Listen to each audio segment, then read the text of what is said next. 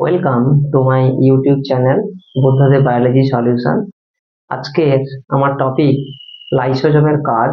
লাইসোজোমের কাজের পয়েন্ট করে করে আমি তোমাদেরকে বলে দেবো। কিন্তু এই লাইসোজোম থেকে অনেক পরীক্ষাতে এমসিকিউ আসে, এর ভেতর থেকে অনেক প্রশ্ন আসে, তাই আমি অনেকগুলো পয়েন্টে 10-12টা পয়েন্টে তোমাদেরকে আমি তুলে ধরবো। সেই সঙ্গে আমার এই চ্যানেলে ক্লাস 10, 11, 12 সিলেবাস ধরে ধরে ভিডিও রয়েছে, তোমরা সেগুলো দেখো। ক্লাস 11 এর নিউ সিলেবাস অনুযায়ী ফার্স্ট সেমিস্টারের এমসিকিউ পরীক্ষা আমি বিভিন্ন ইউনিট এবং বিভিন্ন চ্যাপ্টার নিয়ে এমসিকিউ ভিডিও আপলোড করে রেখেছি, তোমরা সেগুলোকে দেখে নিও। এছাড়াও আমি মক টেস্টের ব্যবস্থা করব, সেটা তোমরা অবশ্যই জয়েন হবে এবং চ্যানেলটিকে ভালো লাগলে অবশ্যই সাবস্ক্রাইব করবে। আর সেই সঙ্গে চ্যানেলটিকে পরবর্তী ভিডিওগুলো পাওয়ার জন্য সাবস্ক্রাইব করে রাখবেন। আমি শুরু করছি লাইসোজোমের কাজ। আমি এর আগের ভিডিওগুলোতে লাইসোজোমের গঠন, পরাণু করিয়েছি এবং লাইসোজোমের বহুরূপতার ডিটেলস সম্পর্কে বলেছি, লাইসোজোমের যে প্রকারভেদ বা পলিমরফিজম। আজকের কাজ নিয়ে বলছি। প্রথম, অন্তঃকোষীয় পাচন। দেখো, একটা কোষের মধ্যে এটা হচ্ছে কোন একটা উপাদান এখানে ঢুকছে, তাকে এটা আমরা অটোফ্যাগি বলি। কোনো কোষীয় অঙ্গাণু যদি যুক্ত হয় তখন তাকে আমরা অটোফ্যাগি বলি। এটাকে আমরা বলছি অটোফ্যাগি। আর এটাকে আমরা বলছি লাইসোজোম। দেখো, এই লাইসোজোম কি করে, এই কোষীয় অঙ্গাণু সহ অটোফ্যাগিকে কি করে ডিস্ট্রয় করে দেয় এবং রেসিডুয়াল বডি হিসাবে বাইরে বের করে দেয়। তাহলে অন্তঃকোষীয় পাচন করতে পারে।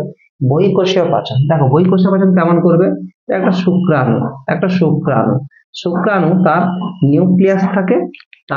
নিউক্লিয়াস থাকে এবং নিউক্লিয়াসের সামনে কি থাকে, অ্যাক্রোজোম টুপি থাকে। এই অ্যাক্রোজোম টুপিতে উৎসেচক থাকে। আর একটা দিলাম কি, ডিম্বাণু দিলাম, এরকম ডিম্বাণু দিলাম। ডিম্বাণুতে এই শুক্রাণু ডিম্বাণুর বাইরে এইভাবে তৈরি করে, এরকম একটা পর্দা তৈরি করে, এটা ফাটিয়ে এইভাবে শুক্রাণু ভেতরে ডিম্বাণুর ভিতরে ঢুকে যায়। একে আমরা বলছি বহিঃকোষীয় পাচন। অর্থাৎ শুক্রাণুর মস্তকে অ্যাক্রোজোম টুপি থেকে উৎসেচক ডিম্বাণুর পর্দাকে ফাটিয়ে ঢুকে যায় ডিম্বাণুর মধ্যে, এটাকে আমরা বলি বহিঃকোষীয় পাচন। Next point, autophagy. দেখো, ব্যাঙের দুটো দশা, একটা ব্যাঙাচি একটা ব্যাঙ। ব্যাঙাচির লেজ থাকে সেই লাইসোজোমের প্রভাবে, তাহলে লাইসোজোমের প্রভাবে ব্যাঙাচির যে লেজ খসে পড়ে যায়, পরবর্তীকালে ব্যাঙ তৈরি করে। এটাতে অটোফ্যাগি। শক্তির যোগান, দেখো অনেক সময় আমরা মানুষেরা উপবাসে থাকি, উপবাসকালে আমাদের শরীরের শক্তি কমে যায়, কিন্তু যে সঞ্চিত যে শক্তি, কার্বোহাইড্রেট, প্রোটিন, ফ্যাট, সেগুলো কি হয়, সেগুলো লাইসোজোমের সাহায্যে সেগুলো তাহলে তরলে তৈরি করে দিয়ে আমাদের শক্তির যোগান দেয় শরীরের মধ্যে। পরের পয়েন্ট কি রেখেছি, পরের পয়েন্ট স্পার্ম লাইসিন। এটা অটোফ্যাগি ছিল, শক্তির যোগান স্পার্ম লাইসিন। একইভাবে স্পার্ম মানে শুক্রাণু তার অ্যাক্রোজোম টুপির সাহায্যে ডিম্বাণুর যে পর্দাকে নষ্ট করবে এবং একটা শুক্রাণু ডিম্বাণুর ভিতরে ঢুকে যাবে, মস্তককে ঢুকিয়ে দেবে। একে বলে স্পার্ম মানে শুক্রাণু, লাইসিন মানে বিদারণ, ফাটিয়ে দেওয়া। তাহলে শুক্রাণু, তাহলে কোনো এখানে ডিম্বাণু দিলাম, ডিম্বাণু, আর তার মধ্যে স্পার্ম অর্থাৎ শুক্রাণু যখন ঢুকে যাবে, এরকম করে শুক্রাণু ঢুকে যাবে, এটা নিউক্লিয়াস ঢুকে যাওয়ার নামটা হচ্ছে, এটাকে বলে স্পার্ম লাইসিন। সঞ্চিত রোগ, এটা খুব খুব ইম্পর্টেন্ট একটা জায়গা। দেখো, লাইসোজোমকে আমরা সুইসাইডাল ব্যাগ বা আত্মঘাতী থলি বলি।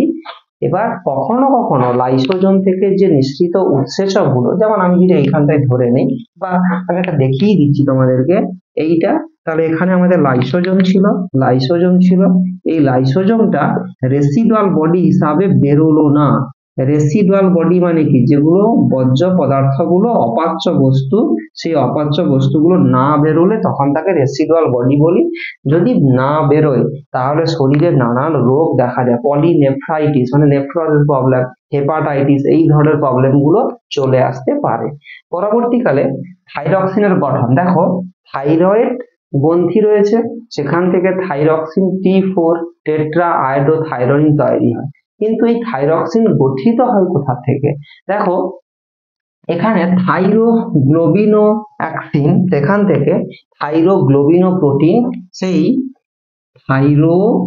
থাইরোগ্লোবিনো প্রোটিন, অর্থাৎ এই থাইরোগ্লোবিনো প্রোটিন থেকে T4 তৈরি হয়ে থাকে। তা করতে লাইসোজোম সাহায্য করে। কার্সিনোজেন। আমরা জানি কার্সিনোজেন যে সকল পদার্থ ক্যান্সার ঘটায়, অর্থাৎ লাইসোজোমের দেহে থাকা যে উৎসেচকগুলো, কি লাইসোজোমের দেহে থাকা যে উৎসেচকগুলো, সেই উৎসেচকগুলো কি করে আমাদের শরীরে ক্যান্সার তৈরি করতে সাহায্য করে, তখন তাকে আমরা বলবো কার্সিনোজেন। লাইসোজোম ক্যান্সার তৈরি করে। জেনেটিক পরিবর্তন, লাইসোজোমের উৎসেচক যেমন নিউক্লিয়েজ ধরে নিলাম, লাইসোজোমের উৎসেচক যেমন নিউক্লিয়েজ, এই নিউক্লিয়েজ কি করে নিউক্লিক অ্যাসিডে থাকা যে ডিএনএ সিকোয়েন্স বা নাইট্রোজেন বেস তাকে কি করে পরিবর্তন করে দেয়। আর পরিবর্তন করলে অর্থাৎ জেনেটিক আমাদের যে শরীরের জন্ম থেকে যে জিনোম আছে সেই জেনেটিক পরিবর্তন ঘটিয়ে দেয়। আর জেনেটিক পরিবর্তন ঘটানো মানে আমাদের শরীরে চলে আসবে মিউটেশন, চলে আসবে মিউটেশন ঘটা মানে আমাদের জীবের বৈশিষ্ট্য পরিবর্তন হবে। তাহলে এইটাকে বলছে যে এটার কাজ, এটা কাজ দেওয়া সম্ভব হচ্ছে লাইসোজোমের যদি ব্যাক মানে একটু নেগেটিভ কাজ করে, তখন বিরূপ প্রতিক্রিয়া দেখায়, তখন জেনেটিক পরিবর্তন হয়ে যায় আমাদের শরীরে। অস্টিওজেনেসিস খুব ইম্পর্টেন্ট একটা জায়গা। অস্টিওজেনেসিস, তরুণ আস্থি থেকে অস্থি তৈরি হয়, তরুণ আস্থি থেকে অস্থি তৈরি হয়। এই অস্থি তৈরি করার নামটা হচ্ছে অস্টিওজেনেসিস। এতে লাইসোজোমের ভূমিকা রয়েছে।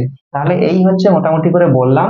এখানে প্রশ্ন কেমন আসবে, এখান থেকে 4টা পয়েন্ট তুলে দেবে, দিয়ে একটা অন্য পয়েন্ট ঢুকিয়ে দিয়ে বলবে এর মধ্যে লাইসোজোমের কোনটি কাজ নয়, কিংবা বলবে অস্টিওজেনেসিস 4টা কোশ্চেন মানে গলগি বডি, এন্ডোপ্লাজমিক জালিকা, লাইসোজোম, রাইবোজোম, কে এই কাজটি করে, তাহলে আমরা বলবো লাইসোজোম।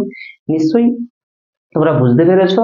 যদি ভালো লেগে থাকে পরবর্তীকালে ভিডিও আরো পেতে তোমরা অবশ্যই চ্যানেলটিকে সাবস্ক্রাইব করবে, লাইক এবং কিছু সমস্যা থাকলে কমেন্ট করে অবশ্যই জানাবে, আমি অ্যান্সার অবশ্যই করবো। Thank you.